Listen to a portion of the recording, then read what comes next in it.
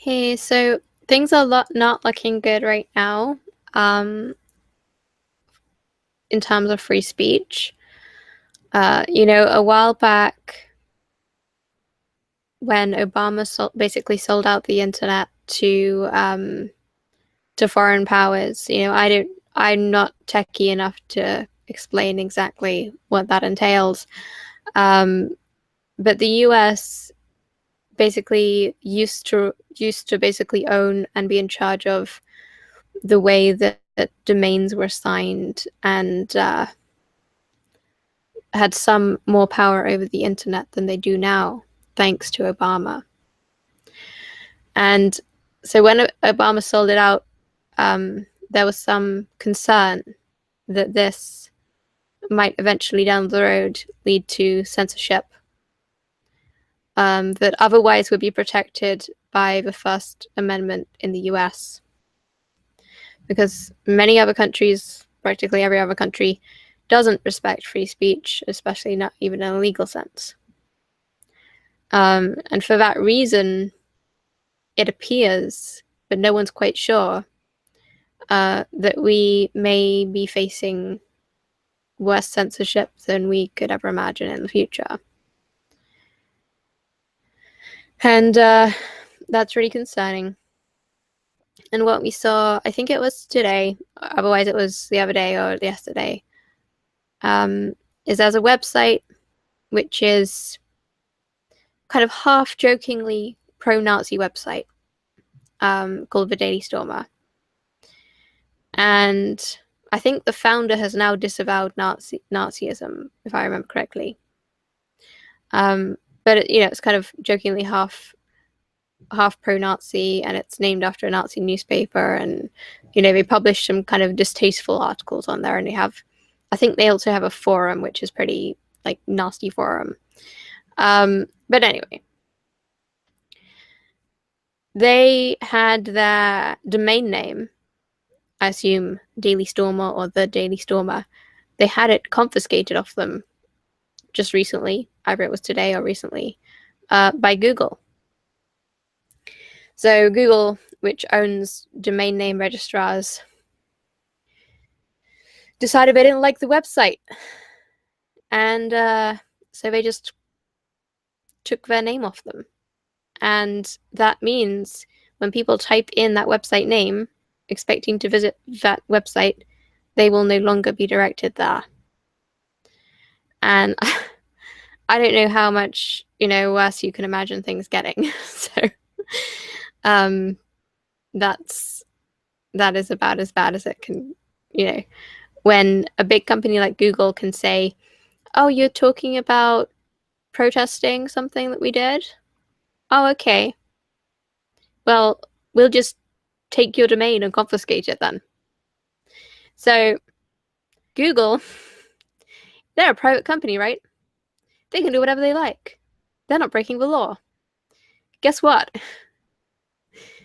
They can practically ban people from having websites or even being able to communicate online. That's how powerful they are. They can take someone's web domain name off them and get away with it. Okay.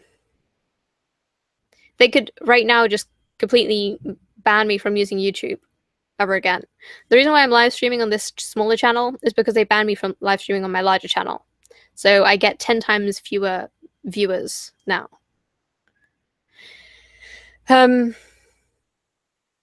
So we have these extremely powerful, what I've heard people calling technocratic elite, like Google, like Twitter, like Facebook.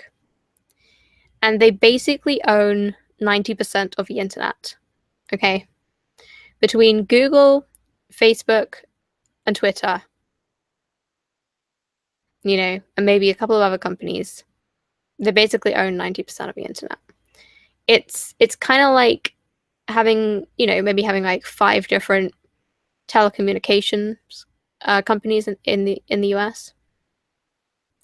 What if all 5 of them said, you know what, we don't like you, Mr. Jones, we don't like what you have to say, so we're not gonna give you cell phone service. sorry, too bad. You know, you breached our terms of service. You can't reach people anymore. Okay. Now that's not illegal, as far as I know. That, you know, that's the same thing Google just did, basically. They're a private company. They can do whatever they want, right? Yet it means that that person's ability to express themselves freely, their ability to use their First Amendment, is essentially cut off. Okay. Because when 90% of the mainstream media shares one particular political viewpoint, as they do, and even Fox News, you know, they present themselves as right-wing only on abortion, you know, only on taxes. What about all the other aspects of the right they don't represent? Which is why we have the alt-right, people who feel that Fox News doesn't speak out for them, because they're basically leftists who don't like abortion. That's what they basically are.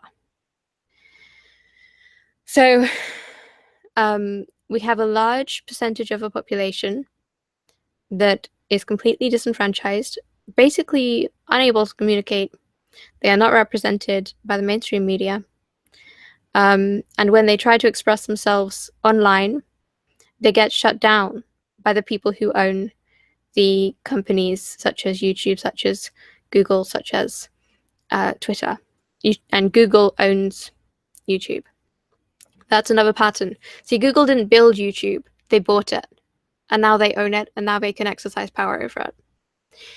Now, you'll say, well, why don't we just use the free market to build another one? Guess what? Google has been losing billions and billions of dollars on YouTube. The only reason they're capable of even maintaining it is because they're such a massive company. No single person, no single small startup company can do such a thing. This is why they have such a huge market share. They control such a huge market share because they're not even making a profit. They're actually making a loss on it. So they eat up the entire market share of people. All of the normies, all the people who aren't right interested in politics, they're all there. And we, people who actually need to talk to them and inform them of important political matters, are not able to do so because we get kicked off. And other companies aren't able to build themselves up because all of the market is already obliviously satisfied with YouTube as it is, and see no reason to move to a smaller company to watch videos. So that's the problem we face. I hope it makes sense. But I think the only way we can really address this is is either we have to legally make communications companies enforce freedom of speech. You know, I honestly, like, there are some smaller companies like Gab, you know, that's built itself up, but it's a drop in the ocean, you know, and the only people willing to use it are people who already know what we're talking about. So it's just an echo chamber. Not that you shouldn't join Gab, you should. We need to try to make it grow as much as possible. But we, you know, it's nothing compared to like Twitter. It's nothing compared to like YouTube right now. Okay. I estimate, now I'm no historian, I'm not an expert on this stuff, but from what I've seen so far, I estimate we have about 40 years, a 40-year window. And if we lose, we're done in this next 40 years. But this is our only opportunity. Okay, it's not going to necessarily happen again. We don't know what's going to happen. We don't know the extent to which we could be shut down. So I think we need to campaign. And I don't care about your stupid libertarian values. If you care about being alive, if you care about having free speech at all, if you care about your kids having free speech at all, like, we need to enforce free speech online. And not only, you know, on public streets, we need to enforce it online. The internet started out as a government project, you know. Much of the internet's infrastructure is laid down using government laws and rules and on government land. I think there's a reasonable argument that the net needs to uphold the First Amendment in the same way that Angela Merkel demands that Facebook enforces Germany's hate speech laws. The US should insist that the internet and internet companies enforce First Amendment rights. We need this to happen, okay? If this doesn't happen, we're going to be shut up. We can't communicate through mainstream media. We can't communicate through independent media. There's nothing we can really do to reach the mass population to be able to tell them what's going on, okay?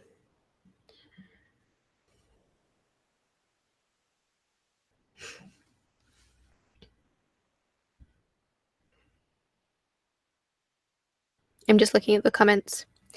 See, right now, you know, the alternative to Patreon is Hatreon, but I'm on at the moment. I don't have adverts on my videos. YouTube is not going to let me have adverts on my videos like all the other YouTubers have adverts on their videos. I can't do that because I say stuff they don't like, so they don't want to fund me. So instead, I accept voluntary donations. Previously through Patreon, still doing that, but because Patreon is a leftist company, I might get kicked off, so I've moved to Hatreon. But as of today, if you go to hatreon.us, you'll see it's undergoing some form of attack. I don't know exactly what's going on, but it's basically been deplatformed off the internet. You can't even access the website right now.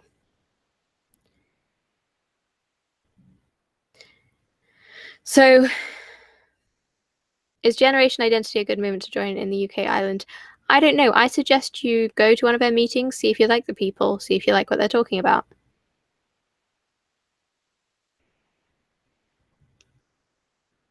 Okay. So what many people don't realize is that we thought that we had beat communism 60 years ago, okay?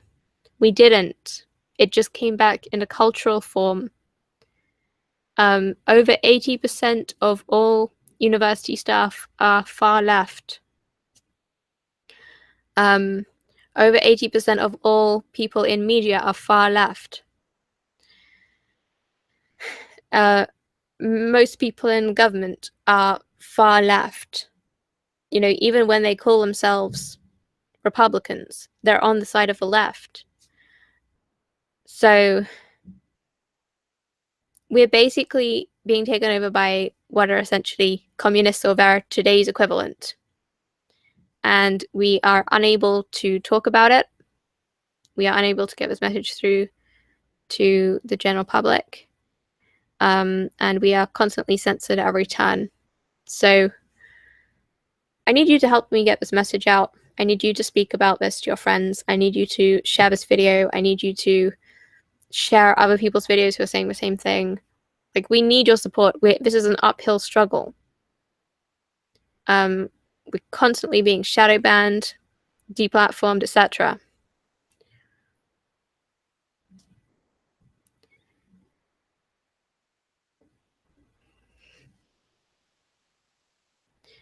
So I think I'll leave it there. Thanks for watching. Please do your best. You know, this is a kind of information war, as Alex Jones says. The consequences in real life are very real.